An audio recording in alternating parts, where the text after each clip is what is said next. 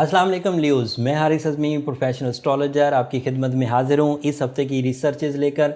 ये हफ़्ता बहुत मसरूफ़ियत लेकर आया है आपके लिए लियोज़। मैं तफ़सील बयान करता हूँ। हफ़्ते का आगाज़ 6 सितंबर को होगा और ये 12 सितंबर तक की रिपोर्ट आपके सामने रखने लगा हूँ। 6 सितंबर को हफ़्ते के पहले ही दिन आपका वीनस आप फर्स्ट हाउस में आ जाएगा। पहले ये नेगेटिव पोजीशन पर था 12th हाउस में, जिसकी वजह से रिलेशनशिप अचीवमेंट्स में डिले आ रहा था।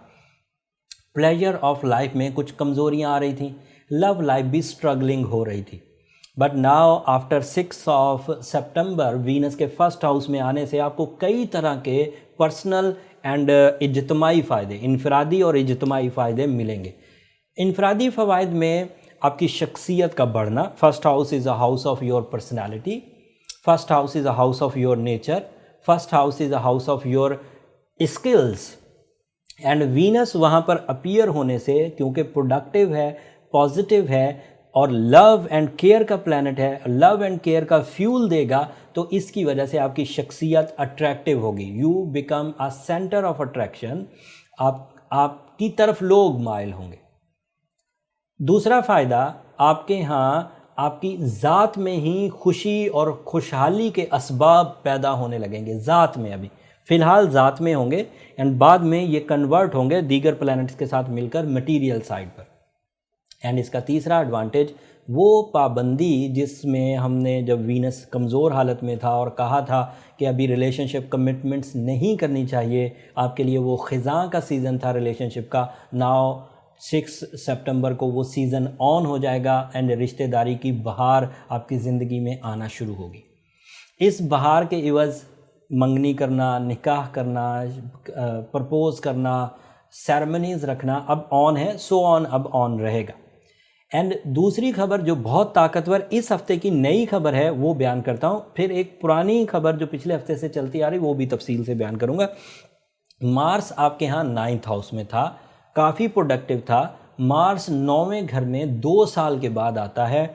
ये आला तालीम के लिए बहुत अच्छा था, ओवरसीज़ तालीम के लिए ये बहुत अच्छा था, डुअल नेशनैलिटी के लिए ये बहुत अच्छा था।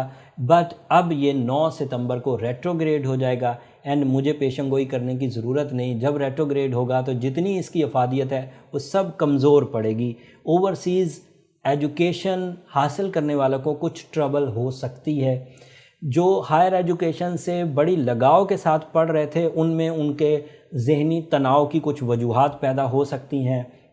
एग्ज़ामिनेशन से गुज़र रहे थे तो वहाँ पर कुछ ट्रबल्स आ सकती हैं एंड किसी हद तक वो उकताहट का शिकार हो सकते हैं या रिवॉर्ड कम हो सकते हैं। उकताहट का शिकार ना भी हों, लेकिन जिस अंदाज से उन्हें इनामात या कामयाबियाँ मिलनी थी उनमें थोड़ी कमी आ जाए। This is a possibility, but strong clues के साथ ऐसा नहीं होगा। जो वीक ल्यूज़ हैं, जो सिर्फ इस फ्यूल से ही चल रहे थे, अदरवाइज़ उनके पास रिजर्व्स कुछ नहीं थे, वो फंसेंगे। लेकिन जो स्ट्रॉन्ग थे, जिनको अगर वक्त कुछ अरसे तक फ्यूल अप ना भी करे, उनके पास रिजर्व स्ट्रॉन्ग हैं, वो चलते ही रहते हैं, उन्हें कोई प्रॉब्लम नहीं आएगी। लेकिन जो ल्यूज़ फसले बहार एंड सपोर्ट की ज़रूरत महसूस करते हैं, उनके लिए क्योंकि अब सपोर्ट रुक जाएगी तो उन्हें कुछ ट्रबल आ सकती है। बट प्लस पॉइंट क्या है कि जुपिटर जो काफ़ी अरसे से रेट्रोग्रेड था, तकरीबन अप्रैल के महीने से, वो इस हफ्ते आखिरी दिन 12 सितंबर को डायरेक्ट हो जाएगा और 6th हाउस में डायरेक्ट होगा। जुपिटर के डायरेक्ट होने से कई तरह की पॉजिटिविटीज़ आएंगी और ये मार्स जो अभी मैंने बयान किया आपके 9th हाउस में कमज़ोर पड़ा है, अगर जुपिटर डायरेक्ट ना होता तो इस मार्स ने और ज़्यादा शदीद नुकसान देने थे। बट जुपिटर के डायरेक्ट हो जाने से मार्स की काफ़ी हद तक कमी रिपेयर हो जाएगी, लेकिन कुछ थोड़ा सा पिंच करने में वो कामयाब रहेगा, थोड़ी बहुत ट्रबल देने में कामयाब हो सकता है, पर बड़ा डिज़ास्टर प्रोड्यूस नहीं करेगा। एंड दूसरी मज़े की बात यह है कि सन, सूरज आपके 2nd हाउस से गुज़र रहा है, जो 2020 का सबसे ताकतवर एरिया है ल्यूज़ के लिए, क्योंकि वहाँ से उन्हें मटीरियल एडवांटेजेस मिलेंगे and material advantages is the 60% part of your life. और उधर से जुपिटर तकरीबन अगर आपको 20% भी दे देता है तो आप 80% अचीव कर जाएंगे। एंड जिसके पास 80% अचीवमेंट्स हो, अगर 20% उसे ख़राबी आ भी रही हो तो उसे कोई ज़्यादा प्रॉब्लम फील नहीं होनी चाहिए। बट फिर भी ऐसे सेंसिटिव ल्यूज़ जो अपनी ज़िंदगी में अभी भी कोई जौहर नहीं दिखा पाए, ना रिश्तेदारी बना पाए, ना सेहत बना पाए, ना पैसा बना पाए, ना इज़्ज़त बना पाए, ना फेस वैल्यू बना पाए, ना ही उन्होंने अपनी ज़ात में कोई सुख हासिल किया, वो कमज़ोर ल्यूज़ कहलाएंगे। कमज़ोर ल्यूज़ को अपनी रेमेडीज़ की तरफ जाना चाहिए। जो जनरल रेमेडीज़ हैं उनमें एमरल्ड, रूबी, डायमंड, ये ऐसे स्टोन्स हैं जो वो जर्नली पहन सकते हैं विदाउट एनी प्रिस्क्रिप्शन। लेकिन ऐसे ल्यूज़ जो ऑलरेडी इन स्टोन्स को यूज़ कर रहे हैं, रेडिएशंस ले रहे हैं एंड उसके बावजूद सक्सेसफुल नहीं हो रहे, उन्हें मेरा मशवरा ये ज़रूर रहेगा कि वो एक दफ़ा अपनी पर्सनल डायग्नोसिस की तरफ जाएं। उसके लिए ये नंबर नीचे चलते रहते हैं, यहाँ से आप अपना बर्थ चार्ट और ट्रांजिट सीज़न चेक करवा सकते हैं। बट वो फ्री फोरम नहीं है ल्यूज़, उम्मीद करता हूँ आप अंडरस्टैंड करेंगे। अगर आपके यहाँ वहाँ कोई सर्टन वीकनेस है, जैसे उन ल्यूज़ को ज़्यादा प्रॉब्लम होगी जिन ल्यूज़ को बाय बर्थ भी मार्स 9वें घर में रेट्रोग्रेड मिला हो या मार्स अदरवाइज़ किसी जगह पर नेगेटिव हो, तो उन लोगों को ये वाला सीज़न ज़्यादा चुभेगा, ज़्यादा तकलीफ़ देगा। बट जिन ल्यूज़ का मार्स बाय बर्थ स्ट्रॉन्ग है उन्हें कोई प्रॉब्लम नहीं होगी।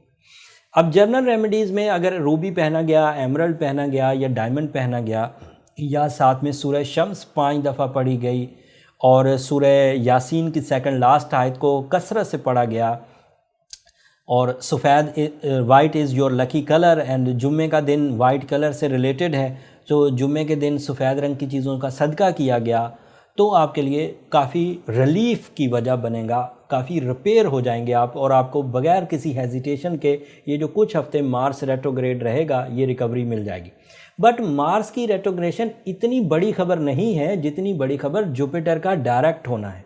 That is more effective, that is more amplifier in every sector of your life, चाहे वो कैरियर हो, लव लाइफ हो, सेहत तंदुरुस्ती हो, कानूनी मसाइल का हल हो, कर्ज़े का उतरना हो, गवर्नमेंट से रिलेटेड जॉब्स के हसूल के लिए कोशिशें करनी हो, जॉब हासिल करने की कोशिश करनी हो, उन सब सब्जेक्ट्स को ये कवर कर जाएगा। Jupiter is a planet of good luck, Jupiter is your mentor, Jupiter is your amplifier.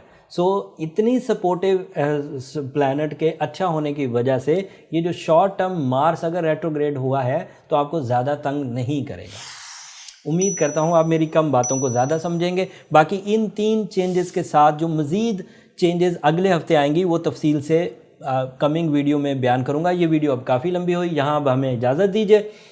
जाते जाते मेरी 2 दरख्वास्तें तेज़ी से, अगर मेरी ये कोशिशें, मेरी ये काविशें, मेरी रिसर्चेज़, मेरा ये कैलेंडर समझाना, टाइम बिहेवियर समझाना, प्लानिटी बिहेवियर समझाना आपको पसंद आ रहा हो तो हमें अपनी दुआओं में ज़रूर याद रखिएगा। आपकी दुआएं ल्यूज़ ना सिर्फ मेरी इस दुनिया के लिए बल्कि आखिरत के लिए सबसे कीमती सरमाया है। चैनल को भी ज़रूर सब्सक्राइब कर दीजिएगा। अगर आपको लगे कि हम हकदार हैं चैनल की सब्सक्रिप्शन के तो ज़रूर कर दीजिएगा, इससे हमारी हौसला अफजाई भी हो जाती है। अगले हफ्ते तक के लिए इजाज़त, अल्लाह निगहबान।